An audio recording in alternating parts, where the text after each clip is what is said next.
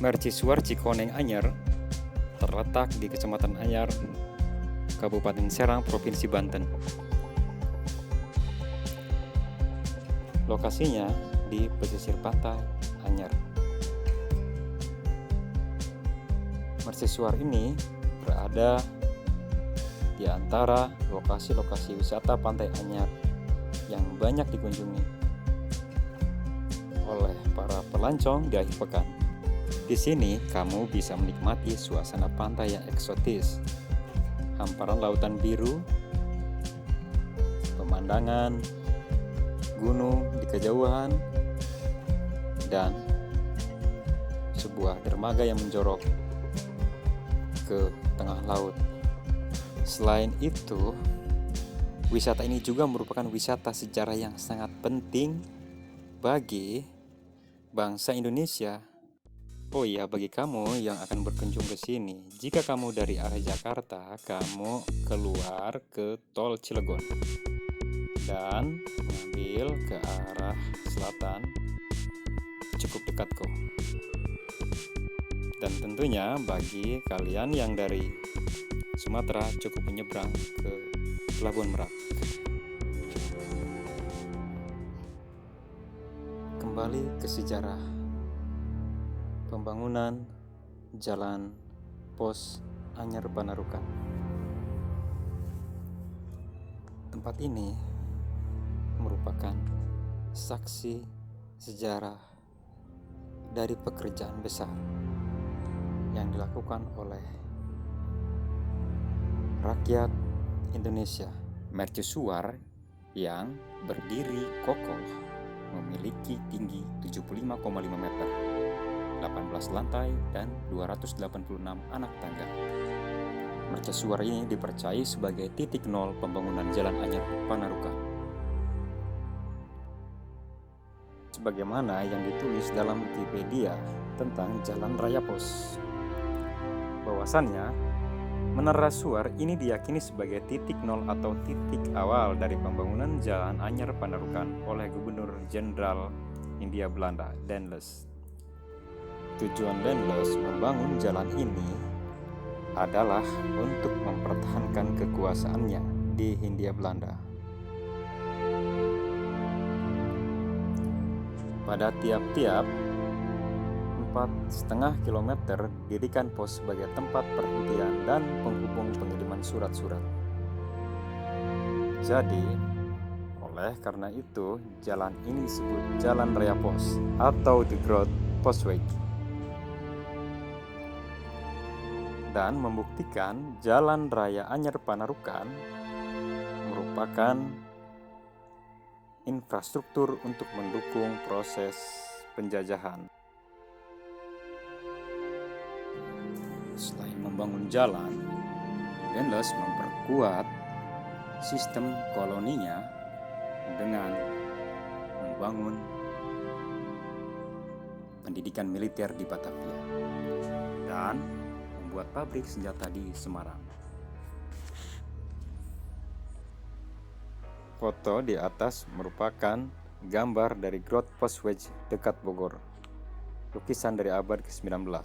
Sedangkan di bawahnya adalah foto dari Jalan Raya Pos di Bandung pada tahun 1938 atau sekarang Jalan Asia Afrika.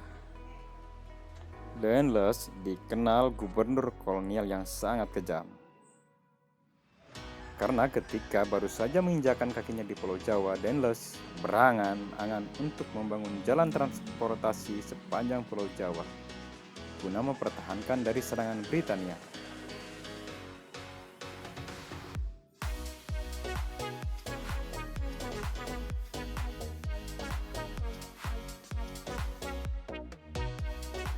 Peta ini menunjukkan jalur Jalan Raya Pos berjarak kurang lebih 1000 km dari ujung ke ujung Pulau Jawa.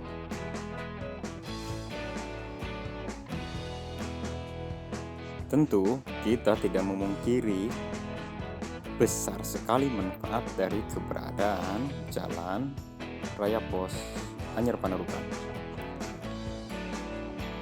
Meskipun jika kita mau melihat bagaimana proses pembangunannya, tentu sangat menyedihkan. Sebuah laman Republika menyebutkan 12.000 pekerja meninggal saat membuat jalan Dauntless.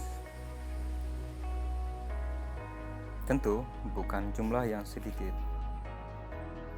Dalam buku catatan masa lalu Banten yang ditulis oleh Alwani Mihrab dan Mujahid Faudri menyebutkan karena hal itu Dauntless dipanggil pulang ke Belanda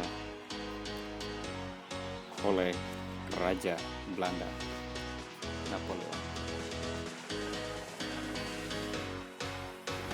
Dan Gubernur Hindia Belanda digantikan oleh Janssens.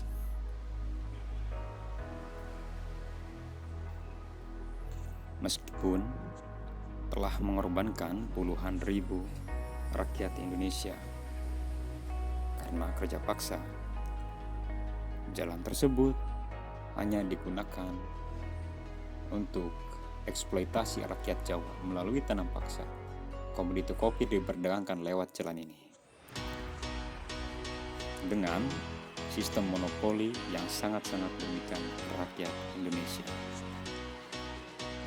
Oleh karena kerasnya sikap para penjajah terhadap memperlakukan bangsa Indonesia termasuk di Banten ini, maka terjadilah perlawanan terhadap hegemoni penjajahan Belanda ataupun penjajahan lainnya. Ratusan tahun rakyat Indonesia dijajah melalui sistem perdagangan yang sangat merugikan rakyat Indonesia. Kemudian Belanda dan lain-lainnya mulai menerapkan sistem kekerasan untuk menguasai sumber daya alam yang dimiliki oleh bangsa Indonesia termasuk di Banten.